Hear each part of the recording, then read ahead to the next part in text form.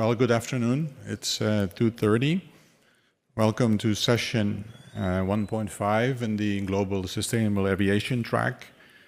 This afternoon we have aerodynamics first, the first session 1.5, and then there is a session about structures that follows after the break. So we start with aerodynamics. Aerodynamics is a key driver, of course, in aircraft design and integration. And so we're fortunate to have three speakers here today that talk about viscous drag aspects, and one speaker that talks about lift-dependent drag. We have 25 minutes. This is a four-slot session, 25 minutes each. So the plan is to do our three speakers, and then we'll get together here for the remaining 25 minutes and do a Q&A with you and the audience. If there's a very burning question that you have to have answered immediately after the speaker has finished, please, we can try to attend that, but let's try to save our questions. So our first speaker is Jeffrey Crouch. Jeffrey is a senior technical fellow at Boeing BCA in Seattle. He is the flow physics expert in areas of laminar flow, transonic buffet, and wake vortex flow stabilities. Jeffrey has a PhD from VPI in Virginia, and I think he's ready to come up here.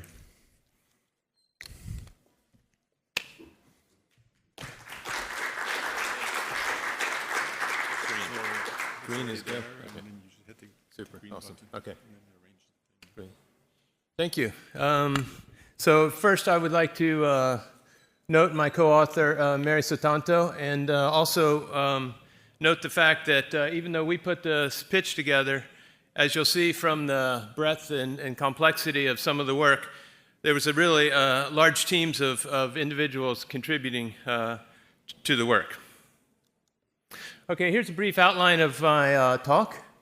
And really, I'm aiming at providing kind of an overview of work that's gone on for the last over a decade. First, I will talk about the motivation and leverage for laminar flow control.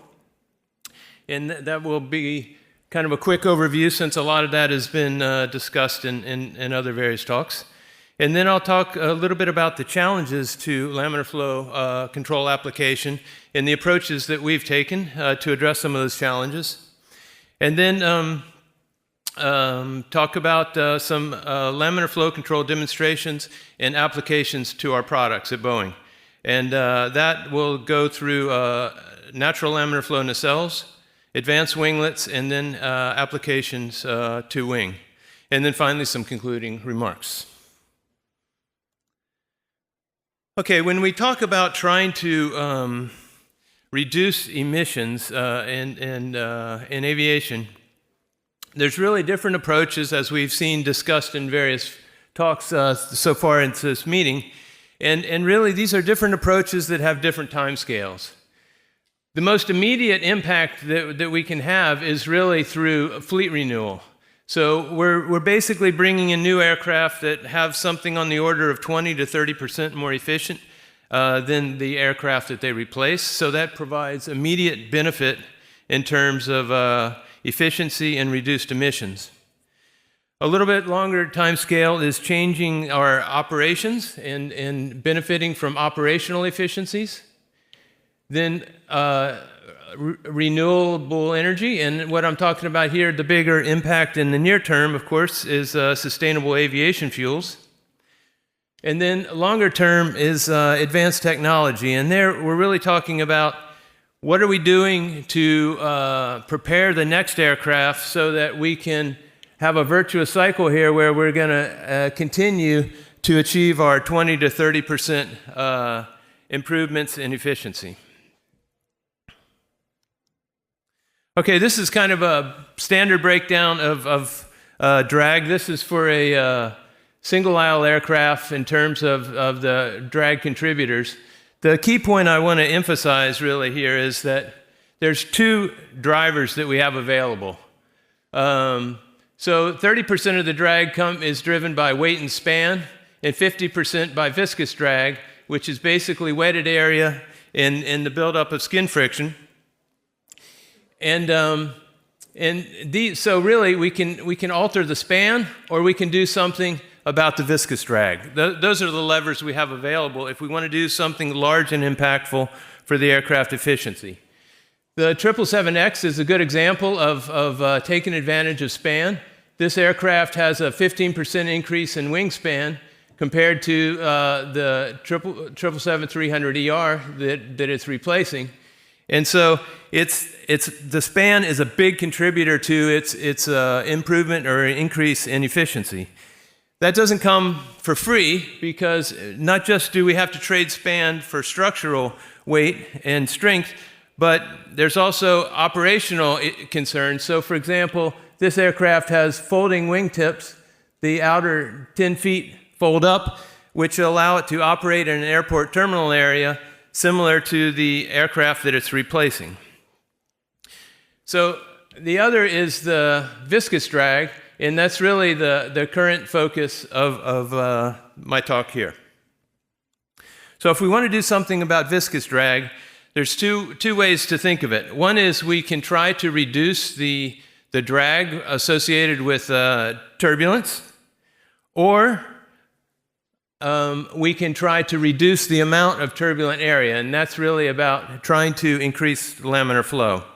So for turbulent drag reduction, the most promising near-term solution there is really RIBLETS. And though they offer something on the order of 5% in terms of local benefit when optimized for the local boundary characteristics, at an airplane level, that's offers something like 2 to 3% reduction in airplane drag. Laminar flow control, the challenges here are the fact that it's a trade-off. It becomes more difficult with Reynolds number and more difficult with increasing sweep. But within that trade space, if you're able to achieve significant runs of laminar flow, it offers the potential of a 5 to 10% improvement in aircraft efficiency. And that where you are in that spectrum is largely dependent on the airplane configuration. So extended laminar flow has the potential to give us something upward of 5% improvement in efficiency.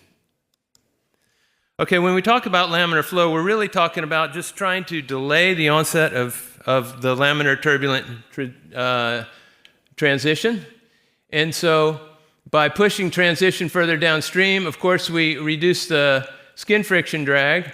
And pushing this further downstream, if you look at it in terms of the net profile drag at a section, a 20% run of laminar flow on the upper and lower surface of a wing would give you roughly a 20% reduction in the profile drag.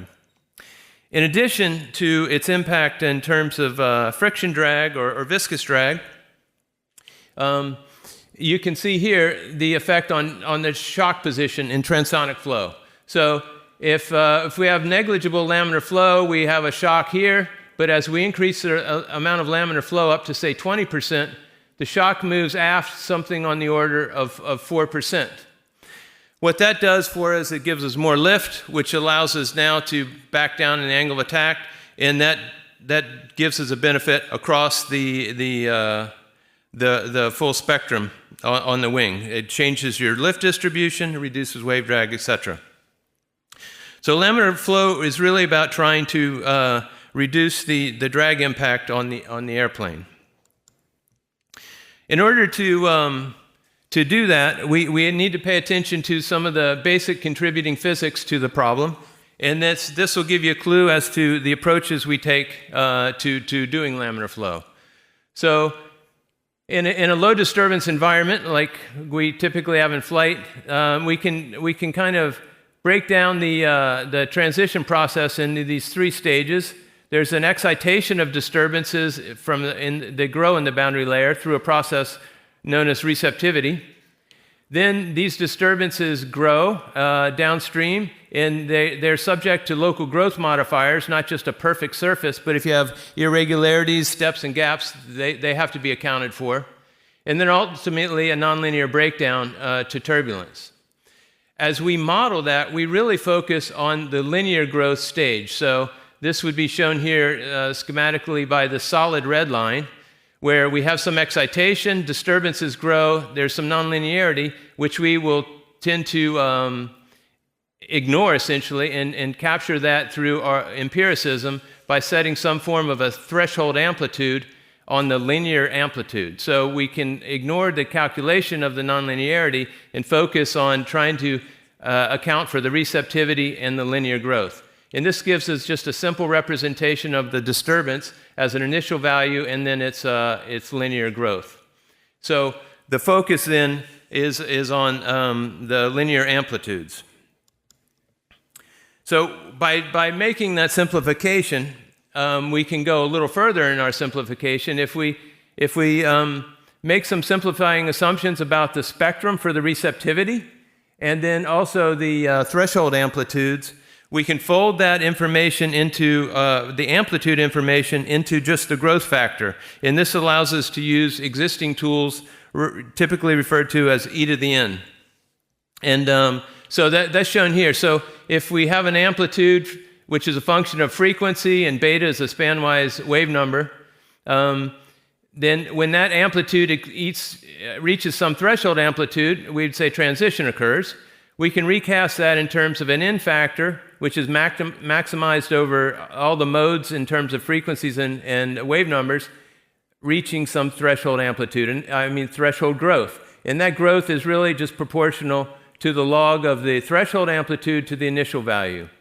And so with that simple framework, we're able to account for receptivity, which would take a calculation for the solid red curve and allow us to account for increasing amplitude, which would shift transition forward, and we can account for that through the solid red curve just as a delta n. It's just a degradation in the threshold value.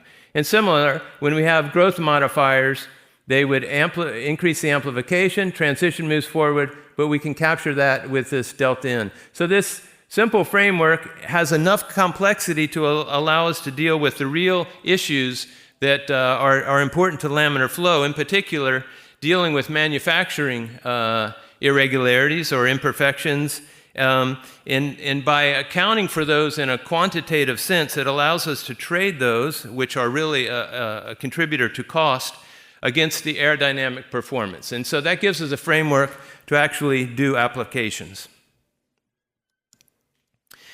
So when you're looking at applying laminar flow, there's three big contributors. There's the aerodynamic design, of course. There's also the structural design and build process. And so depending on this is going to have a big impact on your ability ultimately to achieve and maintain laminar flow. And then there's the in-service performance. So when I talk about transition prediction and transition modeling, it's important not just because it drives the aerodynamic design or our ability to predict the performance, but it also is a framework by which we set requirements, and that then puts constraints on our structural design and build process. And if we can't do it in a high-rate sort of production sense, then we don't really have a viable solution. And then it also allows us to handle issues related to in-service performance by ensuring we have sufficient robustness to different contributors to in-service degradation. So the transition modeling is really impacting the entire design aspect of laminar flow. Okay. So the way we've approached this is shown here. So basically, we're trying to establish methods and then expand our applications incrementally, if you will. So we do model development, typically exploiting low-speed testing because it's relatively inexpensive. We then expand that, use that to develop requirements, and then do requirements validation, and this typically involves higher speed testing or transonic testing. We then have a framework to do a concept development, and this is really where the structural build concept would come into play, as well as the production. And then we build test demonstrators. And based on the test demonstrators, that gives us feedback to say, we're good, and we've validated the performance, or we need to alter our requirements in order to have this close with ultimately a validated performance. So at Boeing, we've had efforts ranging from model development through the validating performance all the way to resulting in laminar flow applications and programs. So the first application on an aircraft was the 787 rather, entered service in 2011, and this is designed with laminar flow nacelles. Transition, this is a nice problem in the nacelle because transition is dominated by Tollman-Schlichting instability. So it reduces, we don't have to balance the instabilities. It reduces sensitivity to some of the surface imperfections. And we benefited from a strong capability we have in terms of integrated nacelle design. Along the way, we've developed processes for the manufacturing and maintenance of the laminar flow. And we verified this with both wind tunnel testing and flight testing using IR thermography. And the performance is consistent with pre-flight predictions. So with this application, we have more than a decade of operational experience on laminar flow. That has been extended to two other aircraft, the 737 MAX and the 777X. Both have taken advantage of the learnings from the 787.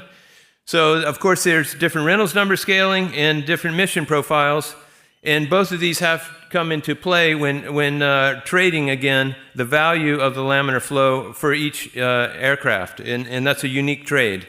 And smaller is not always easier because of differences in mission profile and so forth. Okay, the next area of application is to winglets. So this is some images from a 2012 Boeing Echo demonstrator using a 737. So in this case, transition is dependent on both TS waves and crossflow instability. This was tested on a 737 NG by replacing the upper part of the winglet with a new NLF section. So basically, the winglet was cut off, and that gave us ability to essentially add on a new design. And then we were able to assess the laminar flow with IR thermography again, infrared camera looking out the window plug, and that view is shown here. And this is just an example where you have a light area signifying the laminar flow, transition, and then turbulent region. So we could operate the aircraft and assess the laminar benefit. And then by doing a combination of angle of attack and side slip, we could essentially vary the conditions on the winglet, and that allowed us to basically capture the essential physics for an up-down winglet, which is what our target application was. And the laminar flow extent, again, was in good agreement with our pre-flight predictions.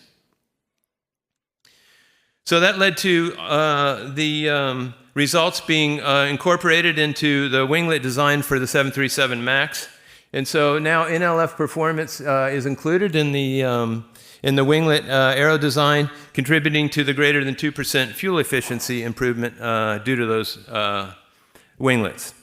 Development of advanced composites and fabrication enabled good surface contour and surface quality. And then we utilize an applique that provides both surface protection for the composite, but also really good surface finish for laminar flow. In application of the wing, I'm going to show some results from our effort in 2015 Echo demonstrator, and this was on a 757 airplane from TUI.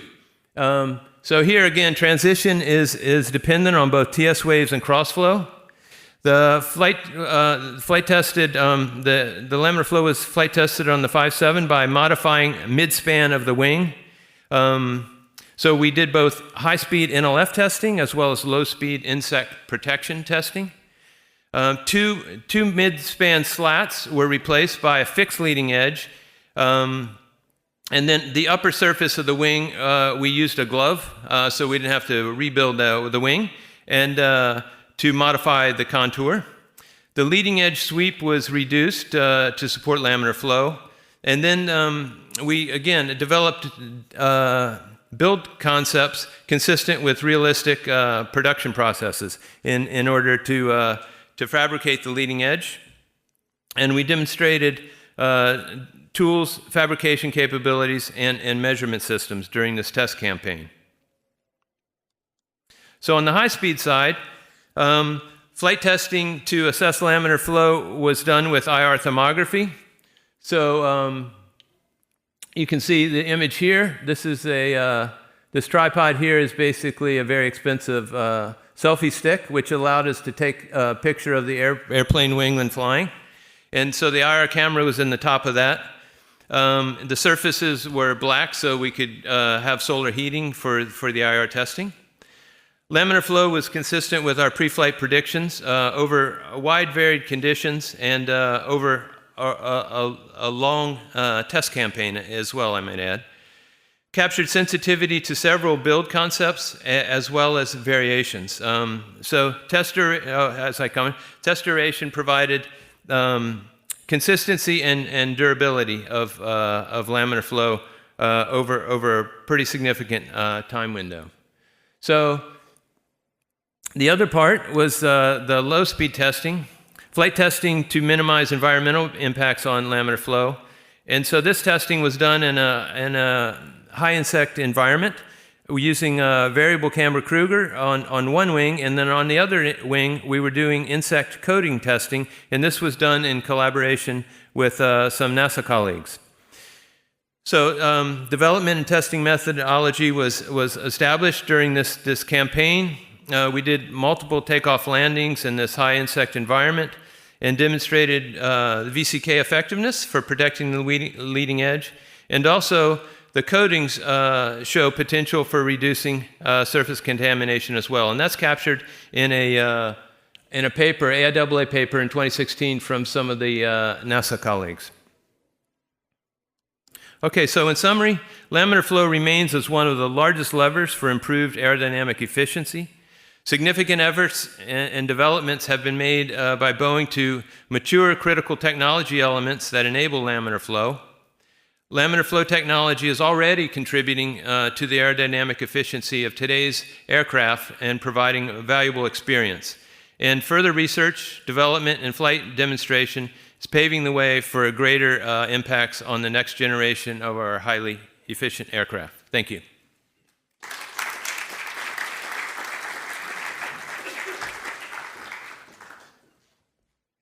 Thanks. Thanks. Thank you, Jeffrey. We'll move to our next speaker, and that's Peter Schmollgruber. Peter has quite an interesting career so far. He started his career as a wind tunnel test engineer at a Ferrari Formula One team. He got a master's degree at Georgia Tech after that. Worked at Leonardo for a couple of years, but since 2006 he has been at Honora. And while there also he has finished a PhD from ICEA Supero. And since 2019 he is the program director at Honora for civil transport aircraft programs. Peter, it's all yours.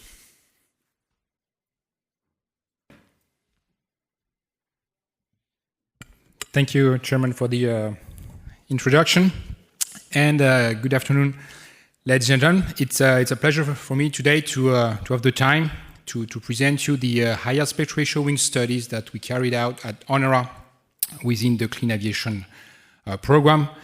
And I have the high responsibility to present not my work, but the work of our large team within several departments all across France.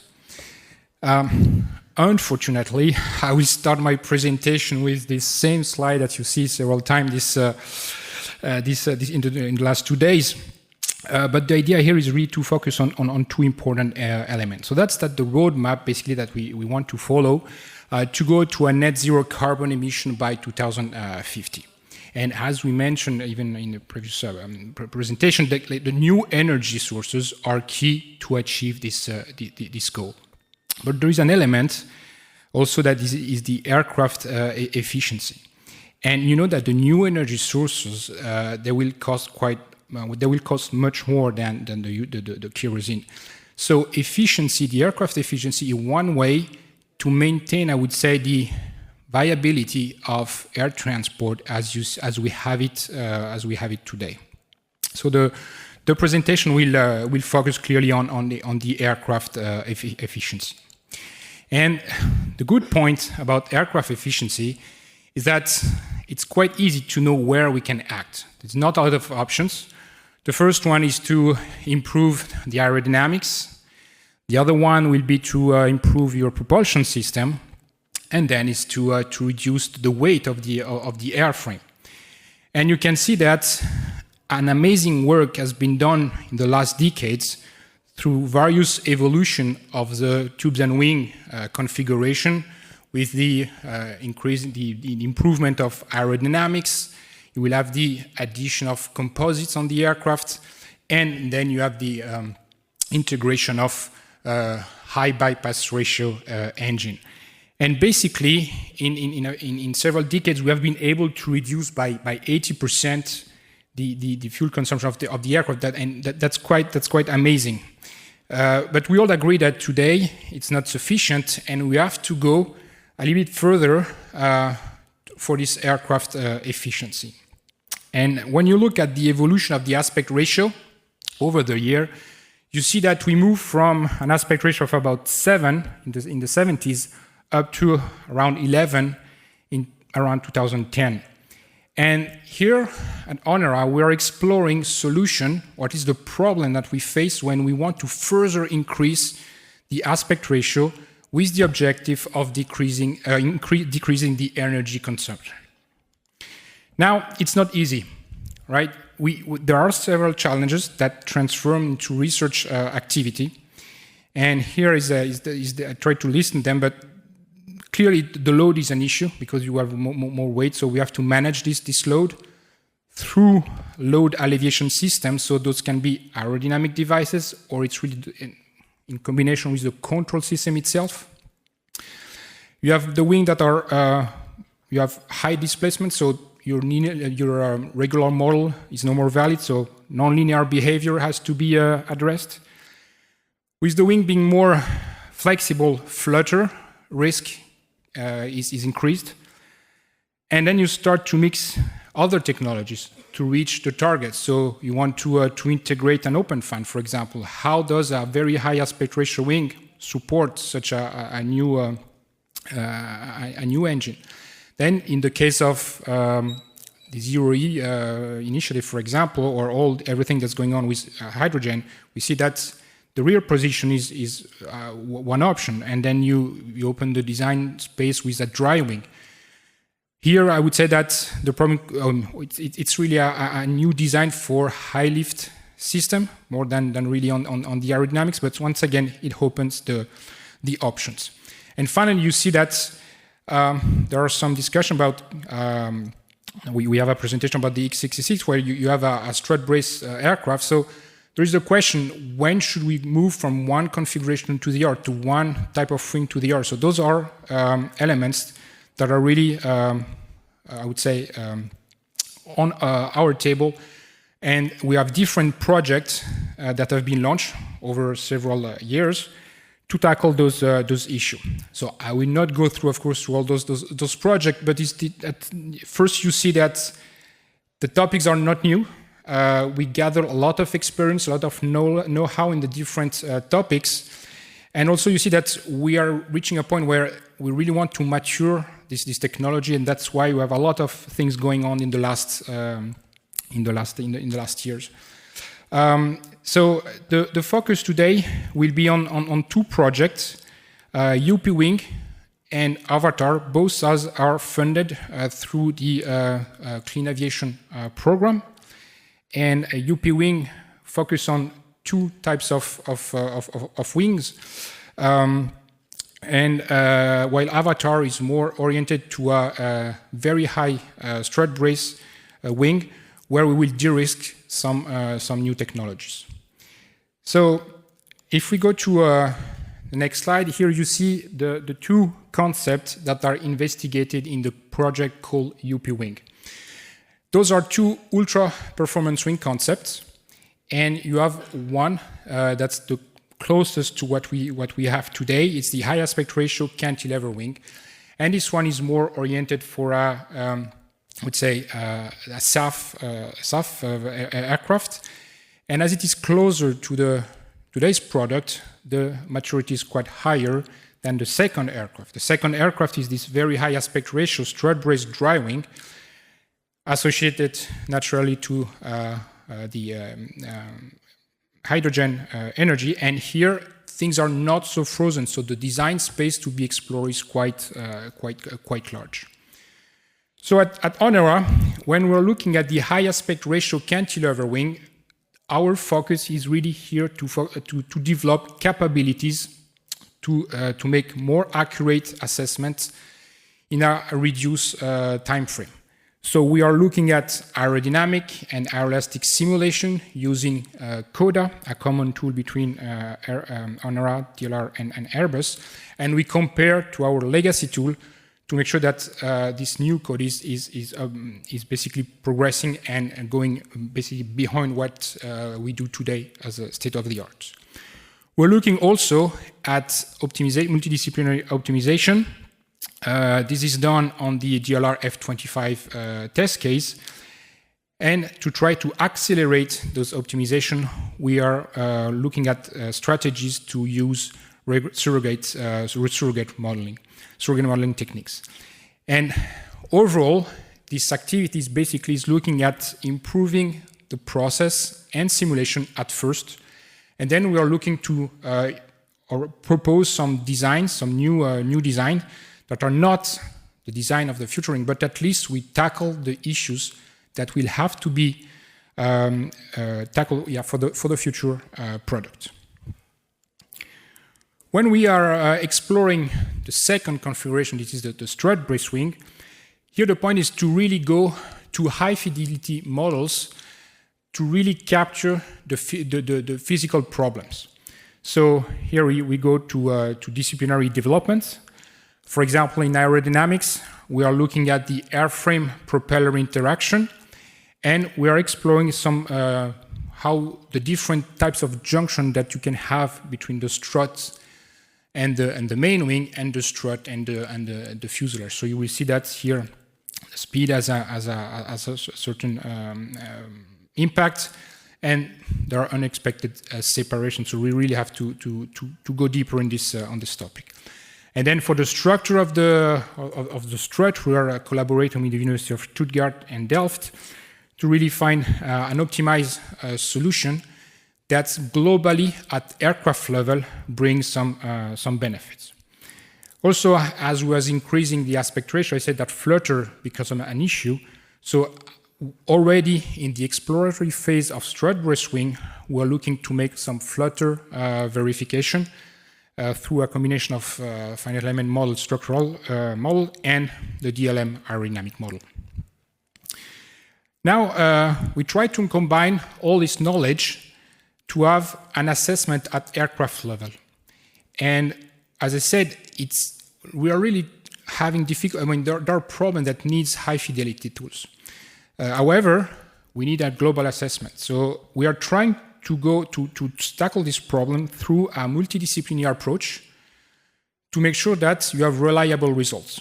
And what we do here is that we define a test case, so a design of experience of 1,280 test cases, so configuration, that are assessed with very fast tool, what we call L0, so semi-empirical for aerodynamics and a beam model for structures. And then we run the cases. We did the same with a simplified 2D frame model for the structure. So we increase the fidelity. So for the first part here, we managed to run the 1,280 cases. And then I would say we look at the interesting spot with high fidelity, the interesting point with high fidelity tools. So that's for critical condition, we have the information coming from Euler simulation. And here I added the number of simulations that we did for Euler, and then you see that runs it's further, it's heavier in terms of computational time, so you just only do 20. And for the structural part, we do the same. So the whole idea here is to get the knowledge from the high fidelity part, and we inject them back in the overall design loop. So, and this process is basically repeated for the cantilever option, so that we will be able to compare things between the two options. So for this comparison, I will just show you these pictures that show basically a comparison of the cantilever options with the strut brace, and we'll compare it with the injection of the same technology. And you will see that depending on technology, the effects on the mission block fuel will not be the same. But I will let these details to my colleague, Michael Meeux, and he's going to present in session 2.11, 2.11, the result of this very interesting trade study. But it gives you a bit really a flavor of the multidisciplinary work that is done by the teams within ONORA. Now, when we're looking at those high aspect ratio wing, there is the flight physics aspect, but we have new elements into the game to really have, I would say, more efficient system. And here I spoke earlier about the gust load alleviation system that we need. And here we are developing a compact UV LiDAR so that we can detect the gust ahead of the aircraft, so that the control system has the time basically to react and to put the aircraft in a certain aerodynamic configuration so that we reduce the loads. And here we have the optic teams that is working on this LiDAR, and we have a PDR at the end of 2024, and a high altitude test in the mountains, so it's not in flight. We're looking for opportunities to do that, but here it will be in the south, in the Pyrenees, in 2026. Looking at the gust load alleviation system, to mature this part, there is in the UPWing project, there is a plan to validate the strategies through internal tests at the NW. So we have DLR and LR they provided us a linear aerostic model. And based on that, we generate a set of reduced models for control analysis.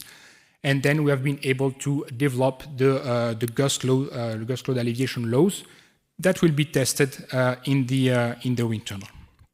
So that's a quick overview of the UPWing project. And for the next part of the presentation, I will focus on the AVATAR project. So, contrary to UPWing that is coordinated by Airbus, AVATAR is coordinated by ONORA. And the goal is to mature a very high aspect ratio strut brace wing with some innovation in it. So we want to have laminar portion on the outer area. We would like to have advanced integrating leading edge system. And we would like also to optimize the integration of the open fan. So it's a 3-year project with a funding of 13.2 million euro, and we have 10 partners. So you see a good collaboration with between industry, research centers, universities, and ETW with for one of the wind tunnel tests. When we look at the key elements that we want to tackle here, we identify key enabling technologies that will be developed from TRL 3 up to TRL 5.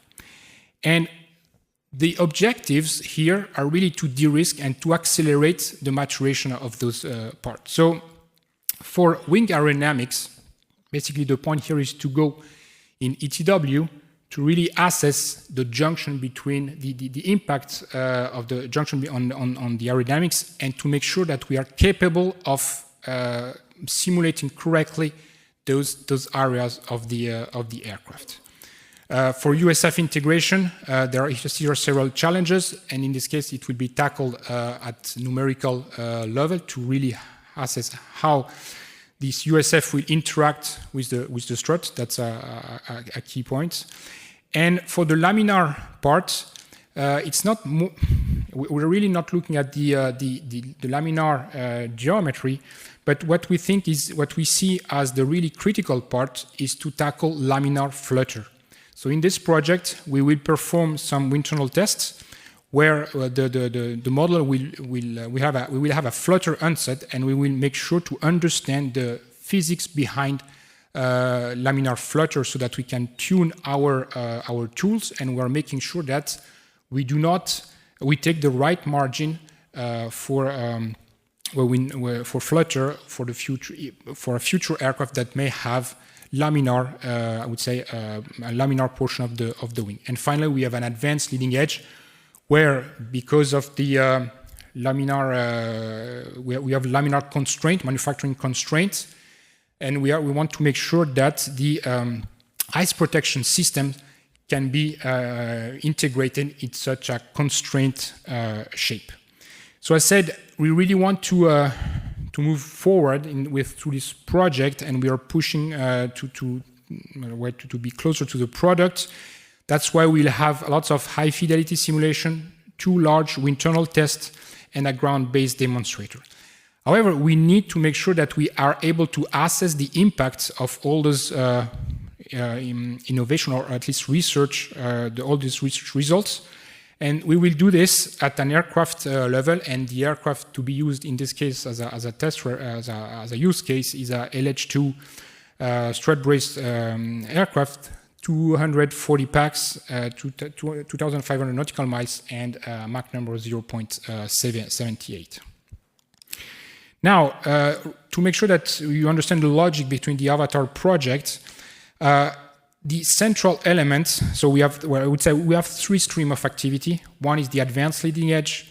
The second one is the strut-braced dry wing configuration with the aerodynamic uncertainty, and also the open rotor integration, and the laminar flutter prediction.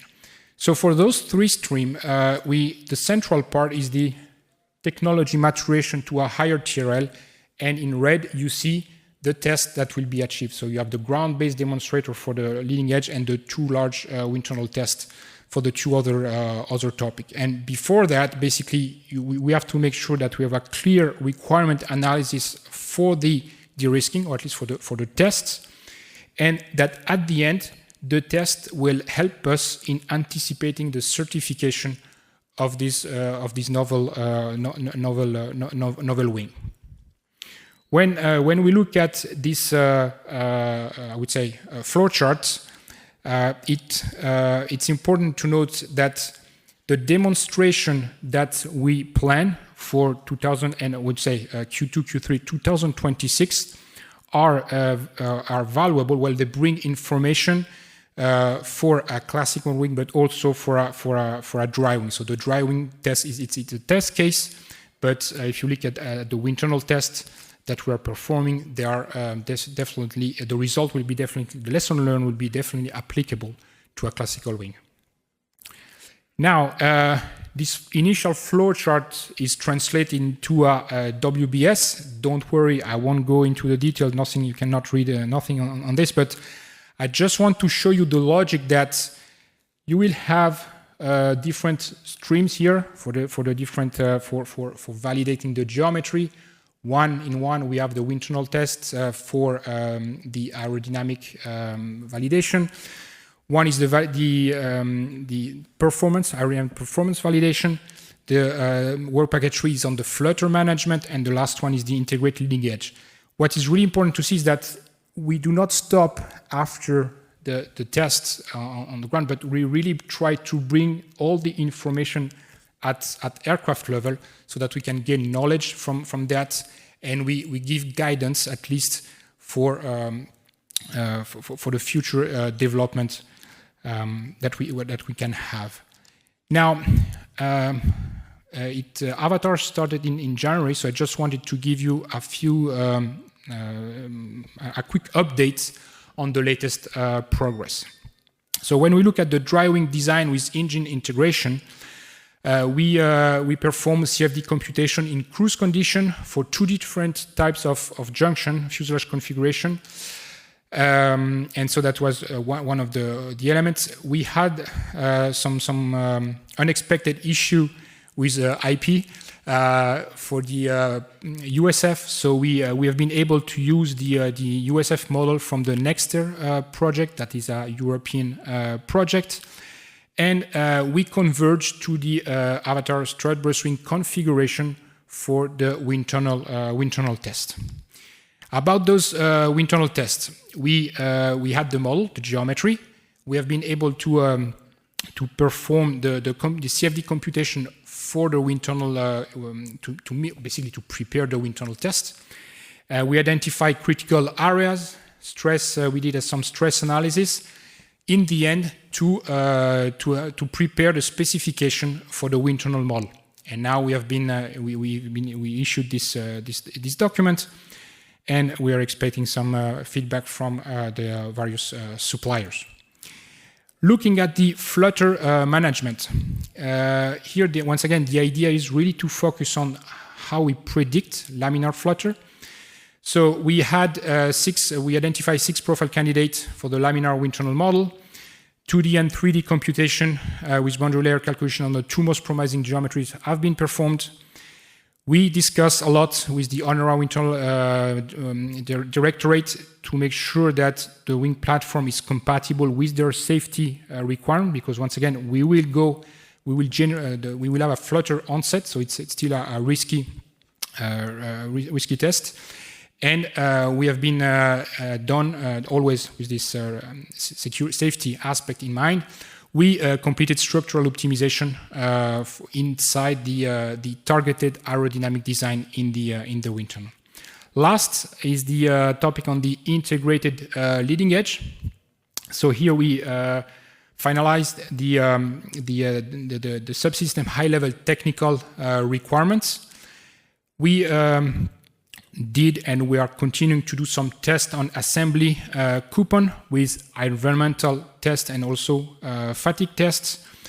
We are looking at ice foaming coating, especially how those coating can, the wearing over the year, and also the definition of the zoning for the various heater that will be installed on the ground demonstrator. So that's basically the end. I have here the concluding slide for this presentation. Clearly, we consider that high aspect ratio wings are a key technology for reducing the environmental impact of aviation. But as I showed, there are still many scientific and technical challenges. We see that it's a really multidisciplinary problem.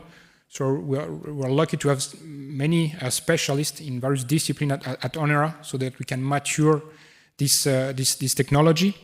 It's also good for us to collaborate on those different topics with industry, research centers, and universities to accelerate the potential entry into service of such a new technology. And I take the opportunity to thank you, the Clean Aviation Joint Undertaking, for funding ONERA activities in this field. So thank you very much for your attention.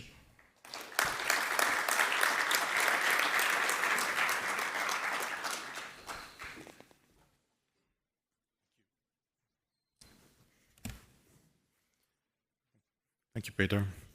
So we go to our third speaker. That's Jens-Uwe Mueller from Lufthansa Technik.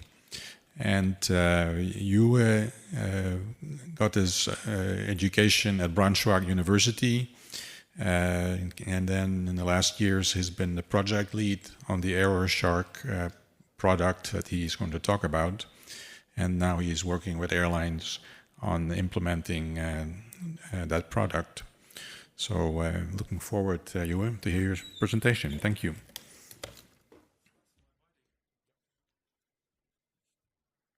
Hello, everybody.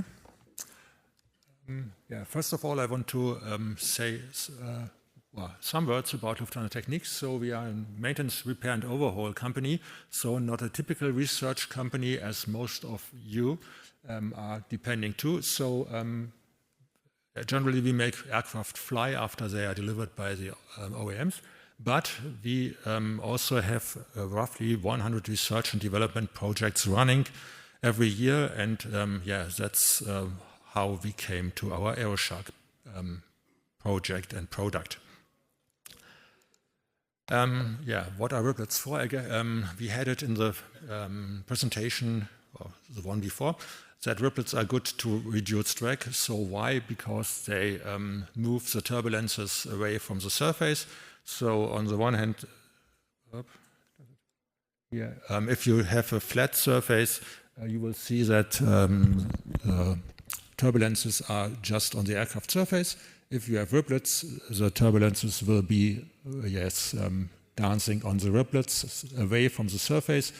And so you don't have these turbulences on the surface, and you don't have losses in efficiency during that movement. Yeah, riblets, that's a really old story. So it's tested for more than 200 million years on the surface of sharks, but developed finally or discovered in the early 1970s. So Wolf Ernst Reif published his PhD thesis in 1973 about the shark skin.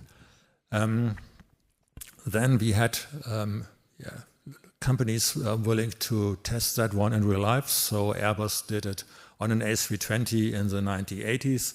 There was a sail ship winning the America's Cup. And at the end of the 80s, so everybody was thinking riblets are a quite good idea. And if you look at the Gartner hype cycle on the right-hand lower side, you will see that there's always a new technology, and then there's enthusiasm about it, and everybody wants to have it done. And then later on, it was tested on an A340 with Cathay Pacific, and it was a really great test because they saw the savings in real life. So they flew around, made some measurements before and afterwards, and identified that they saved 2% fuel. So that's a lot. But half a year later, the riblet film itself turned yellow, turned brittle, and was not so efficient anymore, and does not look as good as an airliner want to have the aircraft look like. So they decided that it's a fail. And yeah, then it looks like everybody stopped. So there was nothing mentioned for roughly 1 decade. And so it's still according to Gartner's hype cycle. So they followed the process. There was a disillusion. And so the late 90s or the 90s are definitely this valley of disillusionment. But then, yes, there was a reinvention in the 2000, early decade, late 2000s, beginning of 2010s. So there was Red Bull Airways, and a company in Graz applied riblet film on these aircraft and made them flying better, and so they won. What happens? The riblet film increased the performance of the aircraft, so they could fly sharper circles and could be even faster. So yes, great stuff, but it's all in nice weather conditions. So they did not fly with icing conditions, no bad weather, and only some flight hours over the lifetime. So not a really airliner operations. Then there was some research by Fraunhofer, Airbus, and Lufthansa Technik for a paint-based solution. It was great. So you had some paint, you had a roll, and then you made riblets with the roll, used some UV light to harden the paint, and you had perfect riblets. Great. Worked fine in laboratory environment. Unfortunately, the aircraft did not fit in this laboratory environment, so it was not possible to do that one on a real aircraft because there was always a little bit of movement. If an aircraft is stored in a hangar, it's not still. It's always because of some doors are opening or so on. It's movement, so it's really hard to draw riblets on an aircraft in a workshop. Yes, there was also the Boeing company doing roughly 10 years of testing on riblet films, as you could see at AIAA this January. Interesting presentation. And there are also other companies founded by US government, for example, like Microtau or Q-Layers and from University Delft, Owell, and a Japanese company, or even Nikon doing laser riblets. So there's a lot of improvement, and Lufthansa Technik and BASF joined forces to create a riblet solution. So that was all in the 2010s. So lots of movement, again, according to the Gartner hype cycle. So then getting out of this valley to get things done. So in general, various riblet kinds are possible. I don't want to go into too many details, but the different riblet types you can choose, you have different ways to produce, you have different advantages and disadvantages, and there are also some new modern researches about 3D riblets, so moving geometries over the surface, so there's a lot in development. And depending on your production process, if you do a laser process, you will have a more symmetric pattern. If you go into a paint-based system or an additional manufacturing processes, you are really free to do what you want to do and to get the best riblets you need for your application.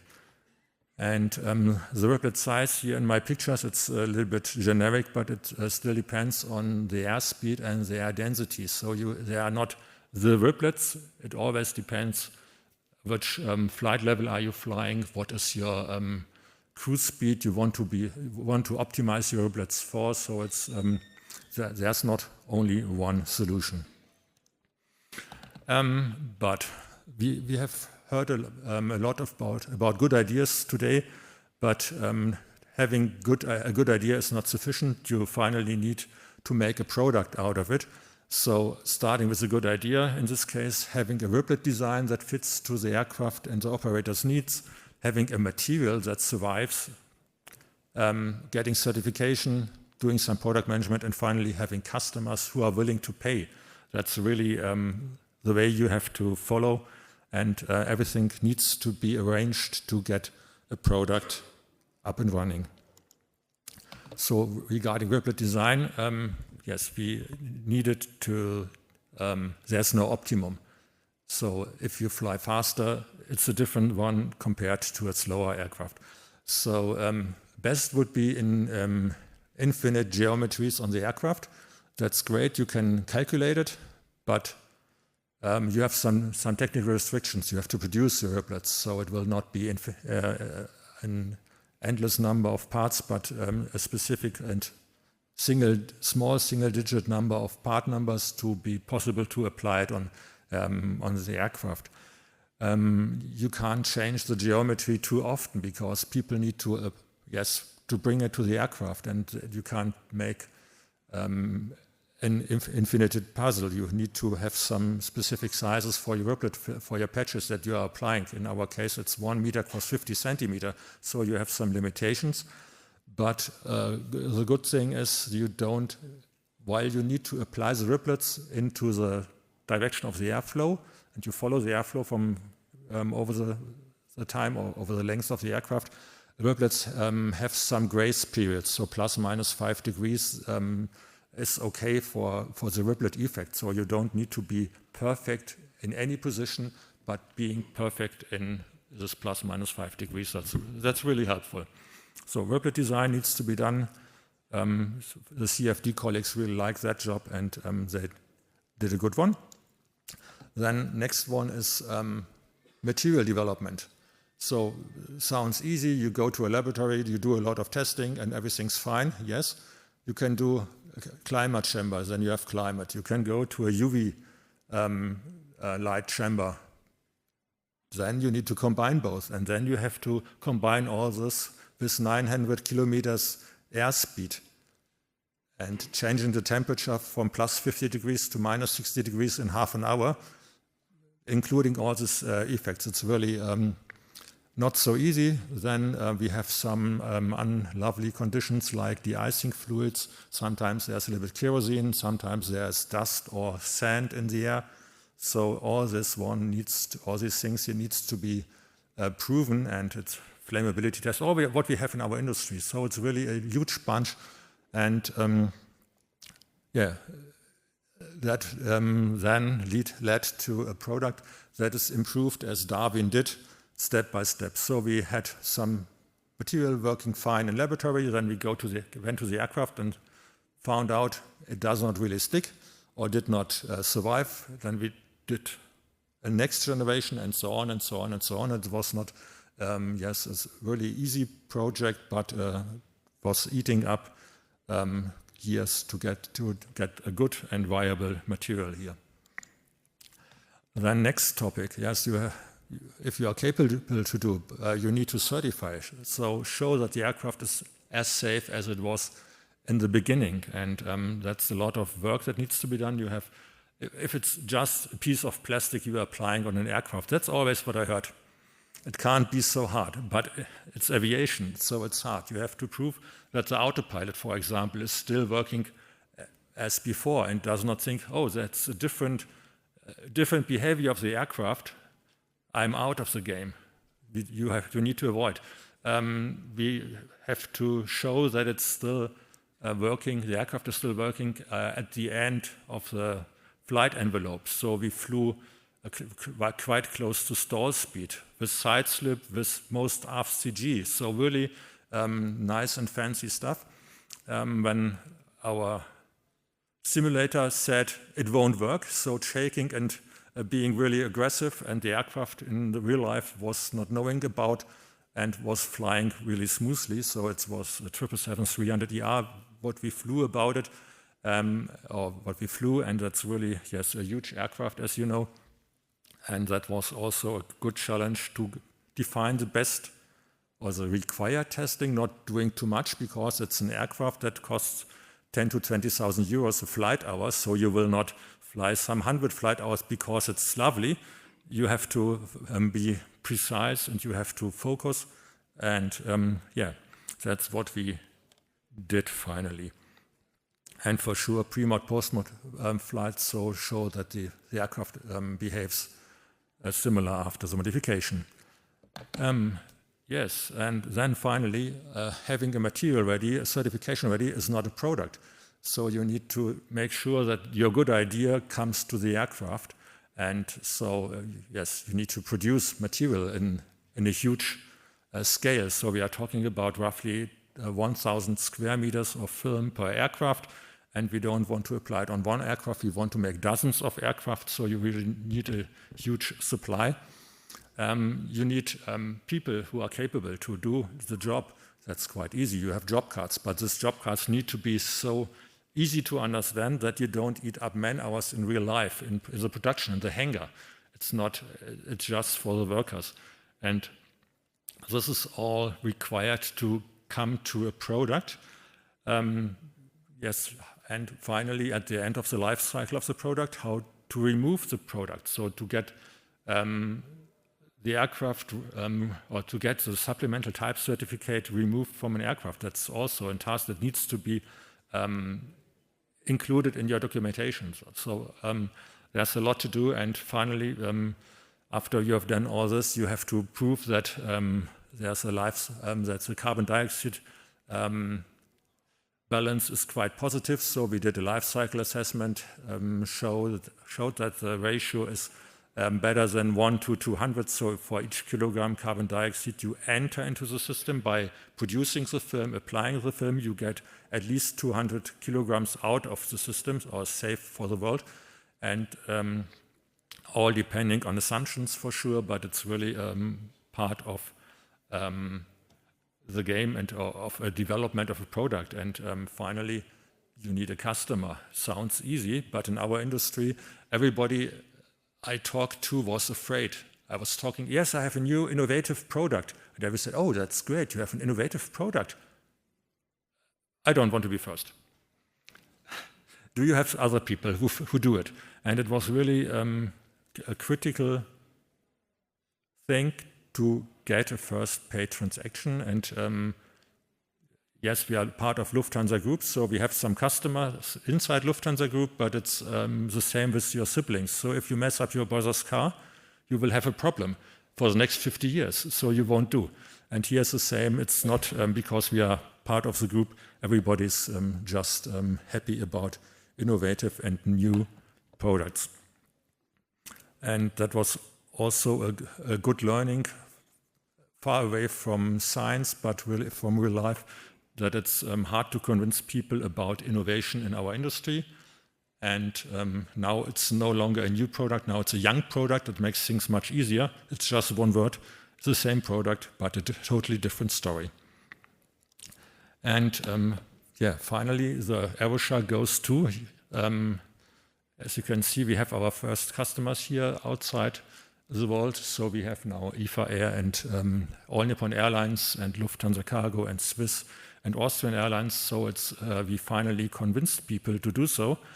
But it's having a customer again and having a product applied is still another story. So you have to enable MRO, so maintenance, repair and overhaul facilities all over the world to apply the material in a timely manner. It's a new, even once again, a new process that needs to be followed.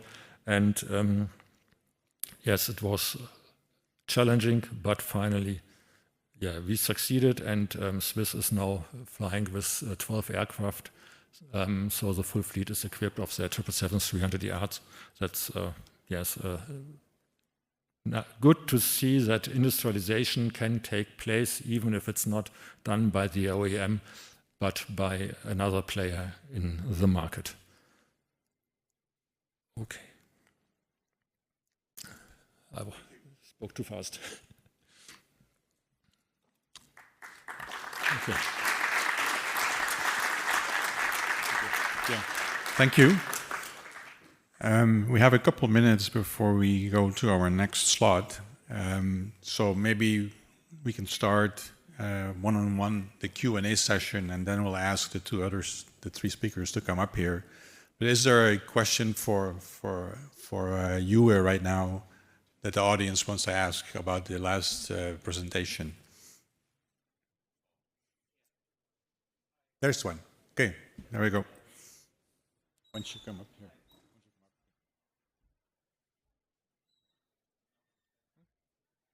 Nathan? I'll just, oh, there it goes. Nathan Packard, the Boeing company. Jens, can you tell us at all about operational performance that you're seeing on those aircraft?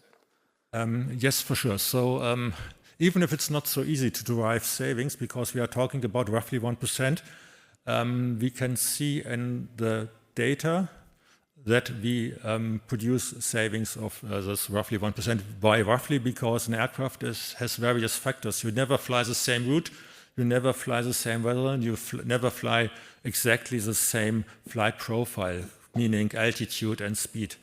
So you have to do a lot of investigations. What we have done, we took 1 year pre-mod flight, all the data means having 180 sensors in an aircraft that are relevant for estimations on a secondly basis. So every second 180 sensors multiplied 1 year of utilization. And that on a fleet.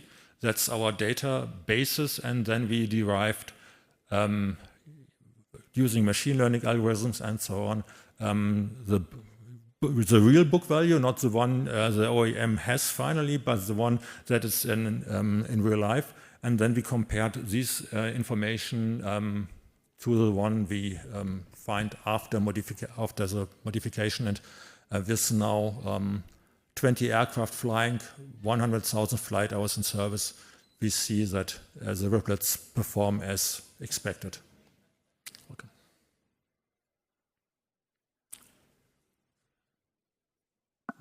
Hi, excellent, very exciting. I think we've all been watching sharklets for many, many, many years, and finally it's a real product, as you say, not just a laboratory experiment, so great work. You mentioned other people are picking this up now, and you also mentioned need to train people in repair, overhaul, etc. So is the initial application, if somebody comes and says, hey, I want to put your sharklets on my fleet, is that done by your experts, or do you just send them a roll of the stuff and they stick it on themselves? And on the maintenance side, how critical is it to, if you're going to replace a patch, get the angles exactly right? Some of the early work on sharklets, it was great if you got the alignment to the flow correct, but if it was misaligned, you actually got worse effects than if you had no sharklets at all. Okay, first of all, it was part of the product development. In the beginning, we thought we would do the application ourselves as Lufthansa Group. Right now, we see that we cannot fulfill the demand with our own capabilities, so we train each and every MRO who's chosen by our customer to do the application. So it can be done all over the world. And it's like every job card in our industry, so you will have to follow it. There are check marks, and if you follow the rules, you cannot misalign the riblets. But even if you would, taking the worst case, you would only carry additional weight, but not any other burdens on the aircraft. But it's, yeah, as I said, if you follow the rules, it cannot happen. Very good. Welcome. Just a quick question. Sorry, Alex Hickson here up from the ATI. What's the life of your product, and how often does it need to be replaced? And is there any particular innovation in terms of its removal and replacement? Yes, our design goal was a 4 years lifetime. We have now our first aircraft equipped since 2019, and bad for my business, it lasts longer than expected. So it looks like that you can fly it using a full aircraft paint cycle, and then can be replaced during the next the next paint event finally. And what changes? I missed that one. If you standard aircraft operators love dry wash because they can then do the dry wash in parallel to the maintenance work. That won't work with AEROSHARK because you remove the riblets by polishing, by using polish, and dry wash is a polish, so you have to change your cleaning methods. But that is also, yes, solved that topic. But it was an unexpected one, to be honest.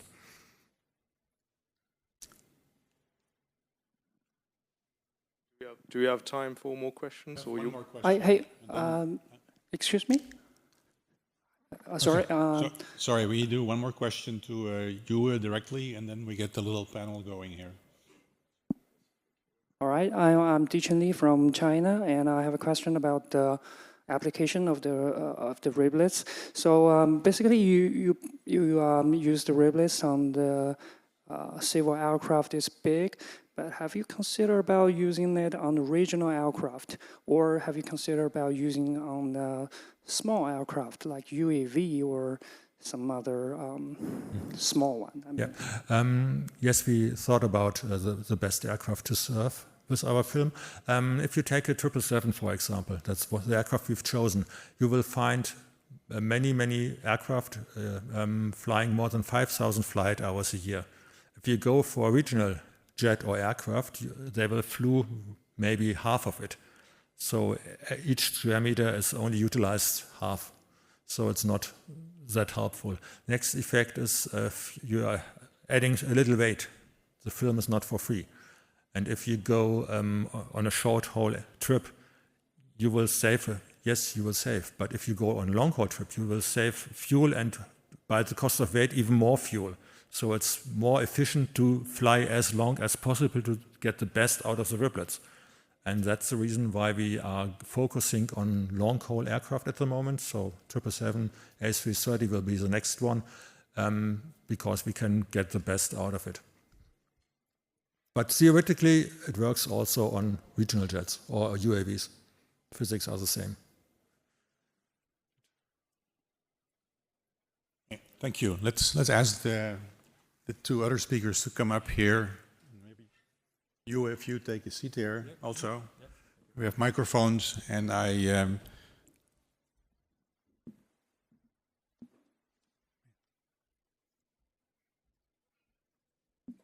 So here's an opportunity for further questions and discussion. So let's pick up on, there was a question out there, I think, unless, there it is. Go ahead, please. Thank you very much for the, just to confirm, you're not, Jens-Uwe, you're not working on sharklets, right? You're working on riblets. Yes. Yes, on riblet film. The question is, which extent, so where is it actually that you're placing these patches, like you've mentioned them, and which extent or which proportion of that wetted aerodynamic surface you're applying it on?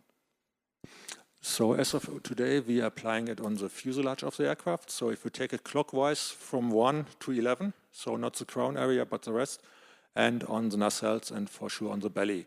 So it will be, yeah, it's not on the wings, it's not on the horizontal and vertical tailplane, but the rest of the aircraft is mostly finished here. And you find 1% benefit, I mean, in terms of percentage of the wetted surface area, how much would you call that? Is it 20%, 10%, or in rough estimate? Roughly 40%. 40% and you get 1% benefit. Okay, thank you very much. Welcome.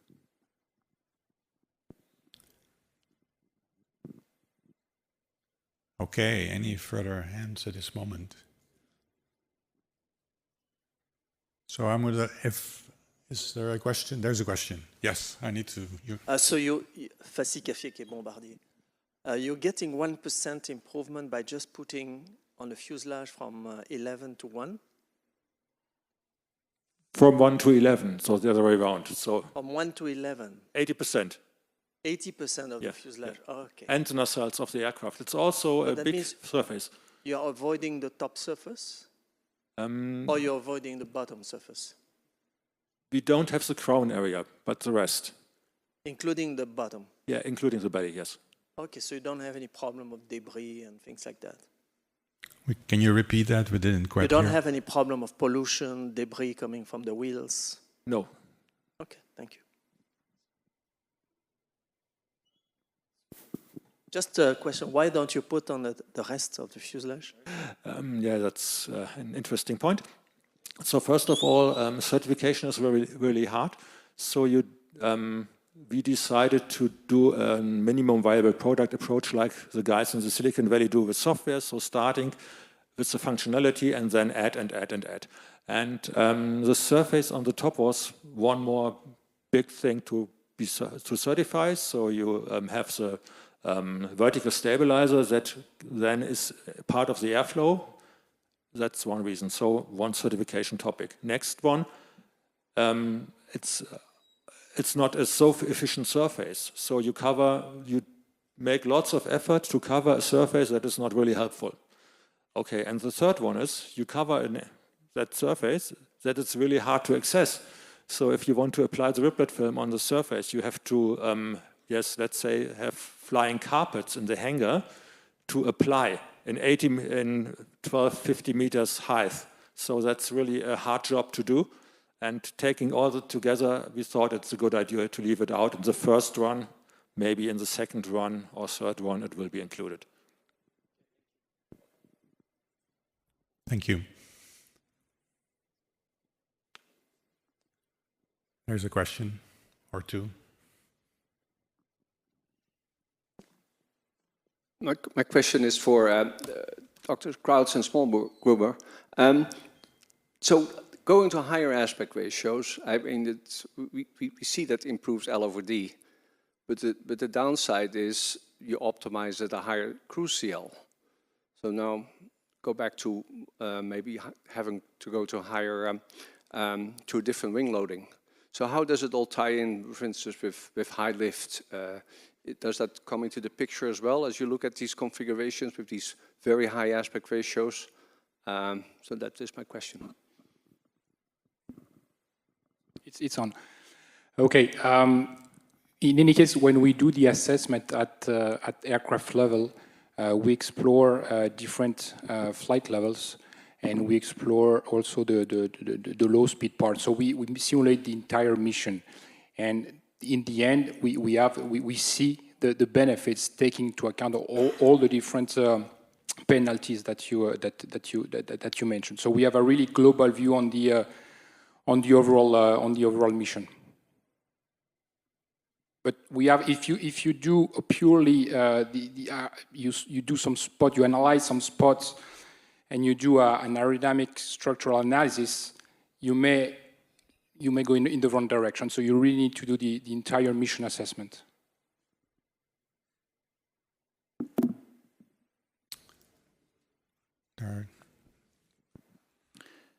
Thanks, Paul. Question for Jeff. It's Chris Atkin from ICAS. I guess I would declare my affiliation. So what you presented is natural control and tried and trusted methods, semi-empirical, hybrid empirical methods. Is there anything coming in the pipeline that's going to make use of more sophisticated transition modeling for receptivity and growth modification, and perhaps even nonlinear stages of transition, and likewise in terms of application, is active control, which has been looked at quite a lot. Can you see that coming on stream any time soon? Okay, yeah, I'll answer them separate, but in some sense, the answer is the same for both, and it's really a question of the value proposition. So to do nonlinear methods, we definitely have a wait-and-see attitude in terms of if there's a benefit to migration to more sophisticated methods, that would be, there would be willingness to do it. The difficulty is that as you go to a nonlinear method, you have increased sensitivity to your inputs. And the difficulty there is that we don't always know the inputs in terms of detailed characteristics of roughness or detailed characteristics of steps and gaps. We're trying to get essentially bands of acceptability. So as of now, I think the linear amplitude method kind of is the sweet spot from my take. So maybe in the future that will migrate. In terms of more sophisticated or more aggressive applications, again, I think that would the push to doing something active would probably come with larger scale, smaller, moderate-sized aircraft. Laminar flow is showing to be pretty capable and effective. So, but if the trade space changes, for any given aircraft, you have to reevaluate. So the approach we're taking is trying to put technology in the toolbox, so to speak, and have it available to trade, on an airplane by airplane basis.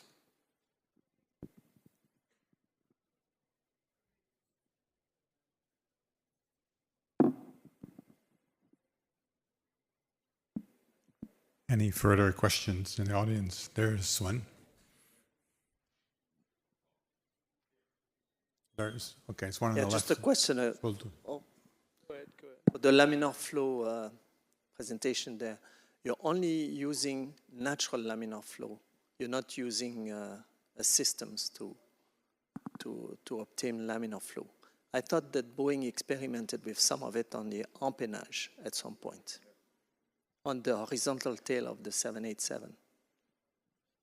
That is correct. Some 787s do have hybrid laminar flow on the vertical tail.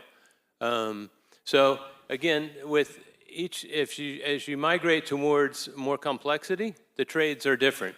Yes. And so that's done on an airplane by airplane basis. So I would say the breadth of my content was really focused on the build-up from natural laminar flow from the nacelle through the winglet to the wing. And that would be, of course, more limited to lower Reynolds number or smaller scale aircraft. Larger aircraft, empennage, you would need to consider hybrid. Okay, well, so thanks for showing us that, Jeffrey, that we can actually have laminar flow in flight. The one concern that we've had with previous projects where Chris was involved was actually surface vibration. And do you have any, comment about this? That's my first question. And the second question is, what kind of gain are you claiming from the extent of laminarity you have on your surfaces? Okay, so the first question was related to vibration? Yeah. I don't have any evidence that that's an issue for anything that we've looked at, and we've looked, as I showed, pretty much everywhere you would want to be looking in terms of nacelles, winglets, and wings. In terms of the value proposition, that's configuration dependent. So, and it's part of the program benefit, and I probably won't comment on the exact values for each program. Okay, thank you.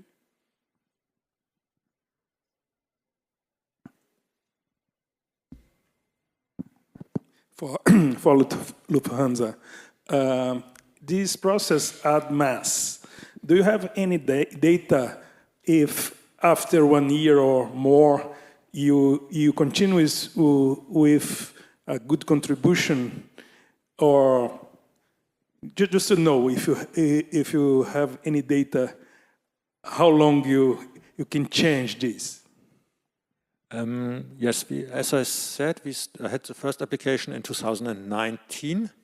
So we have now 5 years in service, and that aircraft is changing as all aircraft. So you cannot see, you change the engine, you change computers, you change everything during maintenance. So you cannot do it really strict or direct case by case, but we have a fleet of aircraft.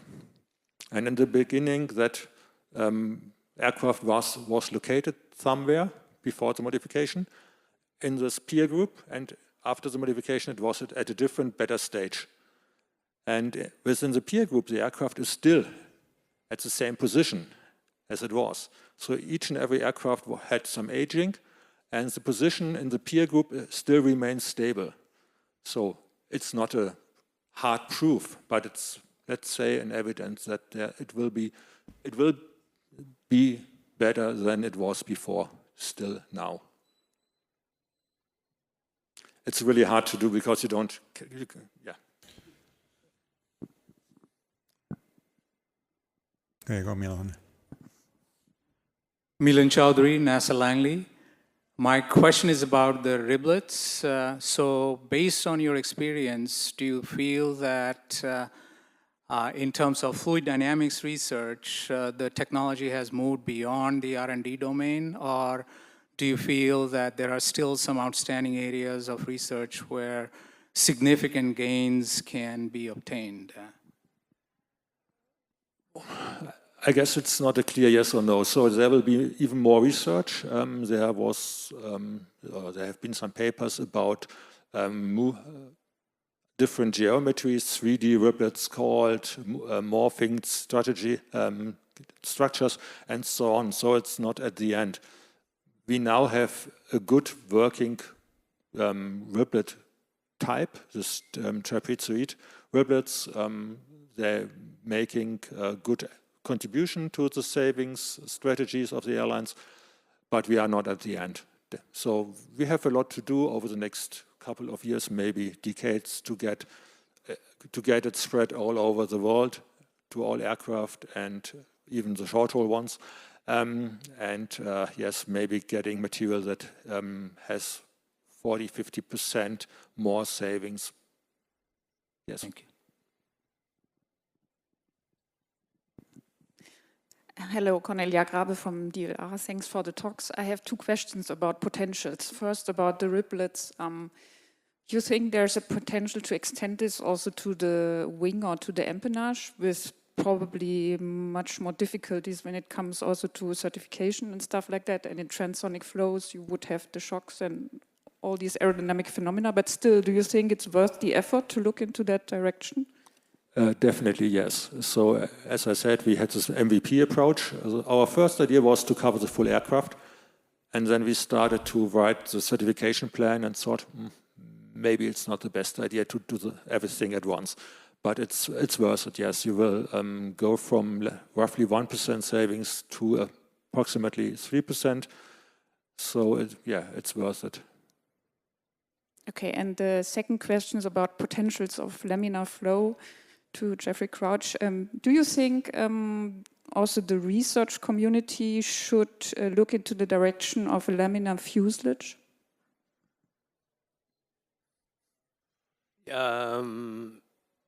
I wouldn't rule it out if there's some innovation. Now, I will say, if you look at the nose of an airplane, it's a very abusive environment.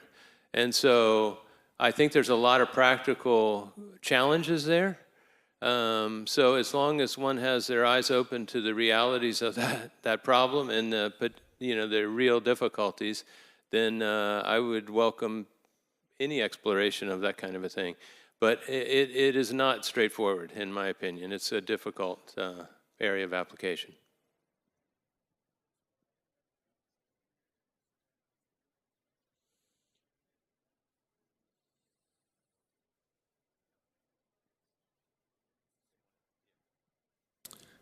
Okay.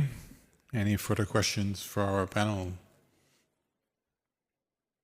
Regarding the high aspect ratio wings, you mentioned gust alleviation systems, the sensing part you mentioned, and then you indicated preparing the airplane using an advanced sensing system maybe and tying it into the controls, preparing the airplane for the upcoming gust.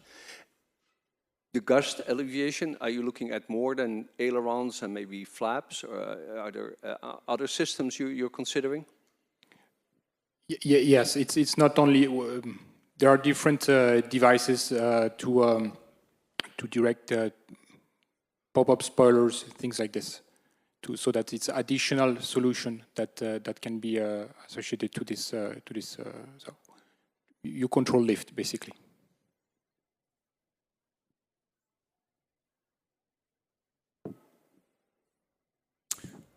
There is a question. Thank you. One more question for Jeffrey. So the methods that you're using, are they the ones that are being used within CFD? I'm just thinking that some of the discussions we've been having about blended wing bodies and the issue of whether you have how much laminarity you have in the vicinity of the leading edge can affect, your streamline patterns when you get leading edge separations, this kind of thing. So what are the tools that are being used in CFD for modeling the onset of transition, and are they related to the ones that you're using for analysis of longer laminar runs for drag reduction? I'm not sure I fully understood the question. So are you saying what is the tool set we use, and would we use that for every case where we're worried about laminar flow? Yeah, basically. I mean, is it fully coupled with your CFD tools for the very short regions of laminar flow you might have around a swept leading edge? Yeah. Okay. So I would say we do have some semi-automated kind of tools which are based on a neural net representation of the stability equations, and those are tightly coupled into some of our CFD codes. But I would also say where it really matters, then we'll put in the effort to get an answer that we trust. And the more it matters, the more we will depend on our best estimate. And the capability we have that I'm referring to for a lot of our laminar flow design, we have a lot of data both from wind tunnel and flight to sort of substantiate that. So again, if it's something that really is having an impact on the configuration, we'll use the best tool available, and that's what we would appeal to.